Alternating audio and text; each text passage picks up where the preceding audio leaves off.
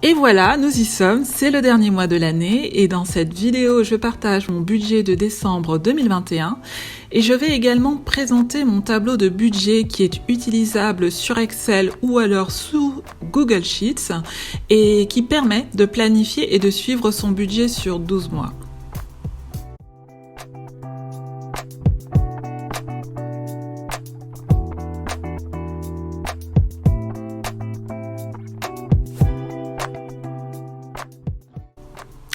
Bonjour à tous et bienvenue dans le journal financier du Newbie, je m'appelle Val et sur cette chaîne je partage mon parcours vers l'atteinte de mes objectifs financiers. Et donc ici je parle essentiellement de budget, d'épargne et d'investissement. Si ce sont des sujets qui vous intéressent, je vous invite à regarder la suite de la vidéo. Aujourd'hui, on se retrouve pour une nouvelle vidéo Budget with Me où je fais le bilan de mon budget de novembre. Et je partage également mon budget prévisionnel de décembre. Et dans ma dernière vidéo Budget with Me, qui était au mois de novembre, j'annonçais que j'étais en train de préparer une version simplifiée de mon outil de suivi budgétaire. Et voilà, il est disponible gratuitement et j'en parle également au cours de cette vidéo. En novembre, j'avais un budget total de 2 979 €, donc pas de changement à ce niveau. Par contre, j'ai eu quelques dépenses imprévues dans certaines de mes catégories budgétaires, mais cela a été compensé par le fait que j'ai moins dépensé dans d'autres catégories. Et dans le tableau, vous pouvez voir les domaines dans lesquels j'ai respecté mon budget et ceux où je l'ai dépassé. Ainsi, mon budget a été respecté au niveau des charges fixes, de l'épargne, de l'alimentation entretien, de la beauté et également au niveau de mon abonnement Audible. Et par contre, les catégories où mon budget n'a pas été respecté sont la catégorie divers. Là, j'ai dépassé mon budget de 41 € et cela est essentiellement dû au fait que j'ai eu des dépenses en pharmacie qui n'étaient pas prévues. Une autre dépense imprévue, c'est une sortie restaurant que j'ai faite avec mes collègues. Mais bon là, c'est plutôt une dépense qui est cool. Car pour ceux qui ne le savent pas, je suis en télétravail. Et donc je n'ai pas souvent l'occasion de voir mes collègues, de les voir physiquement, je veux dire. Et donc cette sortie resto a été l'occasion de discuter en face à face avec eux, ce qui est quand même beaucoup plus sympa que de le faire en visio. Et à la fin du mois, j'ai utilisé l'argent qui me restait pour faire quelques petits achats pour mon appartement.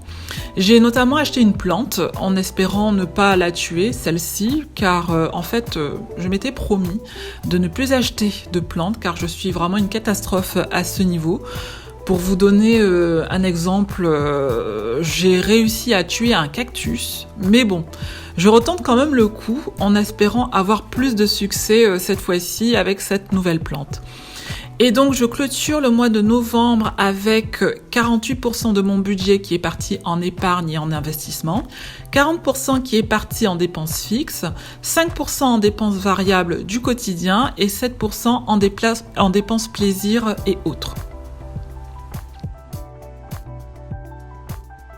Lorsqu'on souhaite optimiser son budget afin de pouvoir épargner plus, on peut agir sur deux leviers. Réduire ses dépenses ou augmenter ses revenus. Pour ma part, j'essaye de jouer sur les deux leviers à la fois. Et c'est donc une des raisons pour lesquelles, en juillet dernier, je m'étais donné un an maximum pour pouvoir évoluer au niveau professionnel. Et finalement, j'ai atteint cet objectif plus rapidement que prévu, vu qu'en novembre, j'ai démarré un nouveau job qui s'est assorti d'une hausse de salaire de 16%, et cela sans changer d'employeur. Et donc, mon budget de décembre est basé sur mon nouveau salaire. Et au niveau des dépenses, comme beaucoup d'entre nous, mon budget de décembre est impacté par les fêtes de fin d'année. Déjà pour commencer, je compte me faire des petits plaisirs, comme par exemple acheter du bon thé de Noël, du bon chocolat et autres gourmandises de Noël. Et au niveau du repas, dans ma famille, on fête Noël de manière simple, donc tout le monde contribue au repas. Et au niveau des cadeaux, seuls les enfants reçoivent quelque chose à Noël. Et donc en décembre, le total de mes ressources est de 3 439 €, ce qui correspond à 3 273 € au titre de mon salaire net et 166 € qui correspondent au report du solde à fin novembre et qui se décompose comme suit, à savoir 150 € au titre des charges de copropriété que je provisionne tous les mois et 15 € qui correspondent à un paiement par chèque que j'ai fait en mois de novembre mais qui n'a pas encore été débité. Et donc de ce montant, je déduis mes dépenses fixes qui s'élèvent à 1 399 €, ce qui me laisse avec un budget de 2 040 € pour l'épargne, l'investissement et les dépenses variables. Et donc je prévois de le répartir de la manière suivante, à savoir 1 553 € en épargne et investissement, 262 € en alimentation entretien, ce qui correspond à 50 € de plus que ce que je mets habituellement dans cette catégorie. Je prévois de mettre 30 € en beauté et hygiène, 100 € en budget cadeau, 10 € pour mon abonnement Audible et 85 € en dépenses diverses. Et donc, dans le graphique suivant, on voit où va mon argent, à savoir que j'ai 45% qui part en épargne et investissement, 41% en dépenses fixes, 8% en dépenses variables du quotidien et 6% en dépenses plaisir et autres. Il existe plusieurs façons de préparer son budget. Cela peut se faire dans un cahier, dans un planeur, avec une application qui est dédiée, ou alors sur Excel. En fait, peu importe la méthode, la meilleure est celle que l'on maintient sur le long terme. Je suis pour ma part plutôt team Excel. Des formations professionnelles, j'imagine. Et donc, au fil des années, j'ai créé mon propre tableau de suivi budgétaire. Et donc, avec cet outil, je prépare mon budget à l'année. Je trouve que procéder ainsi est indispensable quand on a un projet à moyen long terme, car cela donne beaucoup plus de visibilité. Et grâce à cet outil, je peux également suivre mes dépenses mensuelles, suivre mes objectifs d'épargne et d'investissement. Je peux également traquer tout ce qui est avancé au niveau du remboursement de mon crédit immobilier et également l'évolution de mon patrimoine net. Et donc c'est grâce à cet outil que depuis 9 ans, j'ai évolué dans la gestion de mes finances et cela en planifiant et pilotant mon argent de manière à ce qu'il soit au service de ce que je souhaite accomplir. Et pour les personnes qui seraient à la recherche d'un outil de suivi budgétaire sur Excel ou alors sur Google Sheets, vous trouverez en barre de description un lien qui vous permet de télécharger une version simplifiée de mon outil de suivi budgétaire. C'est un outil qui est totalement gratuit. Il vous suffit simplement d'avoir un compte Google pour pouvoir le télécharger.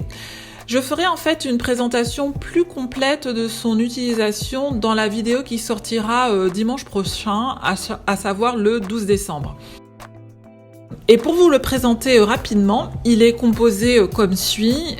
Il a d'abord un onglet budget annuel qui permet de planifier ses revenus, ses dépenses et son épargne sur 12 mois. Il y a également un onglet pour chacun des mois de l'année. C'est donc dans ces onglets que l'on peut suivre ses dépenses mensuelles réalisées et de les comparer à ce qu'on avait prévu. Et vous avez un dernier onglet qui permet de reporter ces dépenses variables. Et donc, tous les éléments qui sont saisis dans cet onglet se reportent de manière automatique dans l'onglet correspondant au mois où la dépense est réalisée. Et donc, pour utiliser ce tableau, la première étape est de compléter l'onglet budget mensuel. Et pour ce faire, on commence d'abord par personnaliser ces catégories budgétaires au niveau des différentes sections, ressources, épargne, provisions, dépenses fixes et dépenses variables. Les catégories qui seront ainsi créées vont se mettre à jour de manière automatique dans les différents onglets mensuels et également dans l'onglet des transactions. Et ensuite, on complète le tableau avec ses ressources prévisionnelles, à savoir son salaire ou toute autre source de revenus que l'on peut avoir, comme les aides sociales par exemple. On indique également ensuite les sommes que l'on souhaite épargner sur chacun des mois. On indique également ses dépenses fixes et ses dépenses variables. Et le total pour chacune des sections se met à jour de manière automatique. Et en ce qui concerne le solde pour chacun des mois, il passe en rouge si ce qu'on prévoit de dépenser et d'épargner sur ce mois dépasse nos ressources. Et par contre, le solde passe au vert si au contraire nos ressources prévisionnelles sont supérieures à nos dépenses et à notre épargne. Et comme vous pouvez le constater, les chiffres saisis pour chacun des mois se mettent à jour de manière automatique dans l'onglet correspondant. Et donc pour terminer la présentation de ce tableau, vous avez un espace qui a été prévu où vous pouvez inscrire vos différents objectifs ou quelques notes. Et vous avez également un graphique qui permet de voir où va son argent entre les différentes catégories, à savoir entre l'épargne, provision et les dépenses. Comme je disais, je ferai une présentation beaucoup plus complète de ce tableau de suivi budgétaire dans la vidéo de dimanche prochain. Donc si ce n'est pas encore fait, n'hésitez pas à vous abonner et à activer les notifications pour être informé du moment où la vidéo sera publiée. Si la vidéo d'aujourd'hui vous a plu, n'hésitez pas à la commenter, à la liker et à la partager. Je vous remercie beaucoup de m'avoir écouté et je vous dis à bientôt en commentaire ou dans une prochaine vidéo.